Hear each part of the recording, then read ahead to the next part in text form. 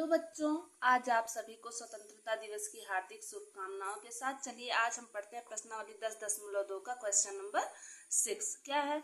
एक बिंदु ए से जो वृत्त से 5 सेंटीमीटर की दूरी पर है, वृत्त पर स्पर्श रेखा की लंबाई 4 सेंटीमीटर है, वृत्त की त्रिज्या ज्ञात कीजिए। तो चलिए हम सबसे पहले बना लेते हैं एक वृत्त।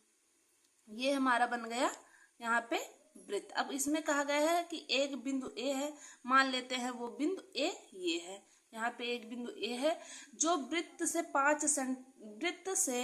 5 सेंटीमीटर की दूरी पर है और वृत्त पर स्पर्श रेखा की लंबाई 4 सेंटीमीटर है। यहाँ पे ये केंद्र है, इसके केंद्र से ये कितने दूरी पर है? 5 सेंटीमीटर की दूरी पर है और यहाँ पर स्पर्श रेखा की लंबाई कितनी है? 4 सेंटीमीटर। इस स्पर्श रेखा की लंबाई है 4 सेंटीमीटर। हमें वृत्त की त्रिज्या ज्ञात करनी है। क्या ज्ञात करनी है? वृत्त की त्रिज्या ये ज्ञात करनी है। हम इसको मान लेते हैं ओ, इसको बी मान लेते हैं। अब हमें ये देखिए यहाँ पे ये केंद्र से 5 सेंटीमीटर और इसकी स्पर्श रेखा से 4 सेंटीमीटर। और अब हम यहाँ पे मान लेते हैं ये 90 अंश। ये कैसे हो गया? यहाँ पे देखते हैं प्रमेय 10.1 से जब स्पर्श रेखा पर केंद्र के द्वारा लंब पड़ता है तो ये क्या यहाँ पे कितना अंश होता है? 90 अंश होता है। तो यहाँ पे लिख देंगे ओ बी लंब कितना किस पे है? किस पे लंब पड़ी है? ए बी पे लंब पड़ी है। तो ये कितना हो गया? ये 90 अंश हो गया। अब हमें ये इतना पता है, हम अब इसमें लगाएंगे पाइथागोरस की प्रमेय। चलिए पाइथागोरस प्रमेय से हमें क्या पता है? जहाँ पे 90 अंश बनता है उसके सामने की भुजा क्या होती है? ये हो जाएगी कर्ण और ये भुजा क्या हो जाएगी? आधार। ये भुजा लंब। हमें ये भुजा निकालनी है तो ये हो जाएगी लंब। तो चलिए हमें सूत्र क्या पता है? कर्ण का वर्ग बराबर लंब का वर्ग धन आधार का वर्ग। ये के से कर्ण, एल से लंब, ए से आधार।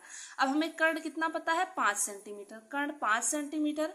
लंब हमें निकालना है, लंब ओबी निकालना है, ओबी का वर्ग धन ए कितना है? आधार हमारा कितना है? 4 सेंटीमीटर। तो 4 का वर्ग, 5 का वर्ग 25 बराबर ओबी का होल स्क्वायर धन 4 चौक 16। ये इतना हो गया। अब हम यहाँ पे 25 लिख देंगे, इधर प्लस में था 16, इधर लेके आएंगे माइनस में, बराबर ओबी का होल स्क्वायर। अब 25 में से 16 जाएगा, कितना बच जाएगा? 9 बच जाएगा ओबी का होल स्क्वायर। ये होल स्क्वायर है लेकिन हमें चाहिए क्या? ओबी चाहिए। तो हम इसको क्या कर देंगे? रूट। अब 9 किसका रूट? अंडर रूट 9 का क्या होता है मान? 3 होता है। 3 ओबी। ओबी की वैल्यू क्या आ गई? ओबी की वैल्यू 3 सेंटीमीटर। इसका मतलब हमारी जो त्रिज्या है कितनी सेंटीमीटर है? त्रिज्या ओबी इक्वल टू 3 सेंटीमीटर। आशा करती हूँ आपको ये क्वेश्चन समझ में आया होगा। चलिए अब हम क्वेश्चन नंबर 7 पे चलते हैं। इसमें दिया गया है 2 संकेंद्रीय वृत्तों की त्रिज्याएं 5 सेंटीमीटर तथा 3 सेंटीमीटर हैं। बड़े वृत्त की उस जीवा की लंबाई ज्ञात कीजिए जो छोटे वृत्त को स्पर्श करती है। अब संकेंद्रीय वृत्त क्या होते हैं? संकेंद्रीय वृत्त का मतलब कि केंद्र तो एक ही होगा, केंद्र सबका एक ही होगा। अब इसी केंद्र को मानकर हम वृत्त खींचेंगे, चाहे 1 2 3 4 कितने भी वृत्त खींचें, केंद्र यही है, बस हमारे त्रिज्या का मान बदलता जा रहा है।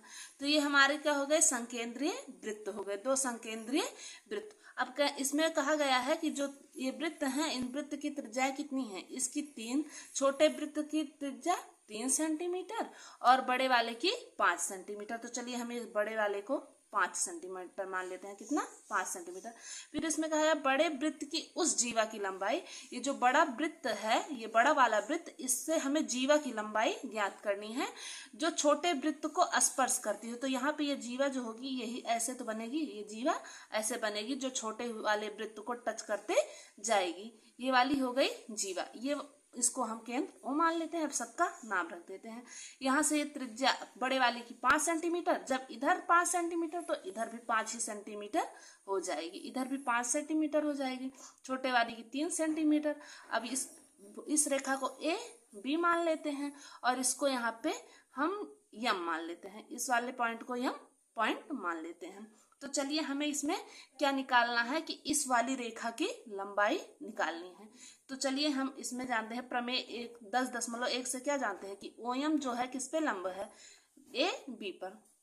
लिखते हैं प्रमेय 10.1 से OM लंब है किस पर, OM लंब है AB पर, OM लंब है AB पर। जब यहाँ से हम देख रहे हैं कि इधर भी 5 सेंटीमीटर, इधर भी 5 सेंटीमीटर, मतलब कि ये वाली भी रेखा 3 सेंटीमीटर, इसके लिए भी और इसके लिए भी। तो हम यहाँ पे देखते हैं कि जो AOM है ये सर्वांग सम किसके है, BOM के सर्वांग सम है। जब ये सर्वांग सम है तो ये वाली भुजा जो है AM भुजा किसके बराबर हो जाएगी, MB भुजा के बराबर हो जाएगी।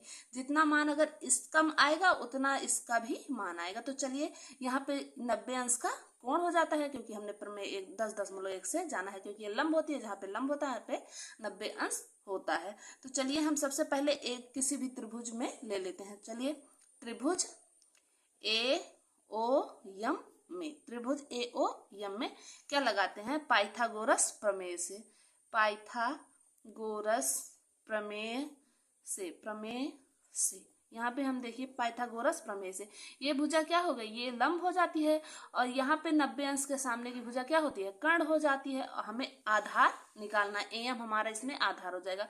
तो हम क्या फॉर्मूला जानते हैं, कर्ण का वर्ग बराबर लंब का वर्ग धन आधार का वर्ग, हमें ये पता है। इसमें कर्ण कितना पता है, कर्ण पता है 5, तो 5 का वर्ग बराबर लंब कितना है, 3 है, 3 का वर्ग धन आधार का वर्ग। आधार क्या है, AM, आधार क्या है, AM का वर्ग। तो हमें 5 का वर्ग कितना पता है, 25 बराबर 3 3 का 9 धन AM का वर्ग।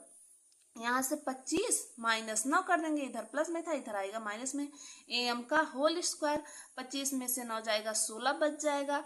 AM का होल स्क्वायर, हमें AM के होल स्क्वायर की वैल्यू नहीं चाहिए, AM की वैल्यू चाहिए। तो AM इक्वल टू क्या हो जाएगा, √16। √16 की वैल्यू क्या हो जाती है, 4 × 16, 4 इक्वल टू AM।